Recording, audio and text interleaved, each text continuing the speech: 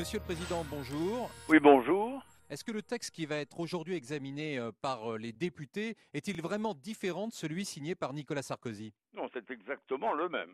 Là, il ne faut pas dire des choses inexactes, c'est exactement le même. Jean-Marc Ayrault, cet après-midi, a l'occasion d'aller vers la vérité, de sortir de la ruse et de sortir de l'habillage. C'est vrai qu'il va y avoir un moment tout à fait extraordinaire où le chef de gouvernement va défendre avec ardeur ce qu'il a combattu tout avec autant d'ardeur, ainsi que François Hollande pendant la campagne. Mais En fait, le texte qu'on présente est le même.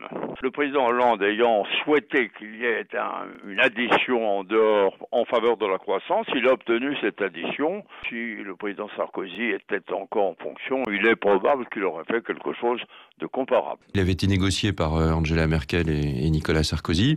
Il est maintenant porté devant le Parlement. C'est une bonne chose. D'ailleurs, nous voterons pour. On l'a dit à plusieurs reprises. il faut sortir de la ruse. Vous avez tous entendu, vous avez tous répété dans tous les micros de France que c'était accompagné d'un plan de croissance européenne de 120 milliards. Il n'y a pas... Alors 120 milliards, c'est des choux et des carottes. Il n'y a ni les choux ni les carottes. Il n'existe pas. Mais sur le traité, il y a continuité et c'est une bonne chose. Nous verrons si la gauche est responsable, c'est-à-dire que si la majorité arrive à se souder sur ce traité, ce que je ne crois pas, il y a un fractionnement très très important. Nous avons discuté avec Jean-Marc Ayrault, avec Bernard Cazeneuve, le ministre des Affaires européennes, sur les perspectives de réforme de la construction européenne, de changement, de réorientation. Nous sommes d'accord globalement.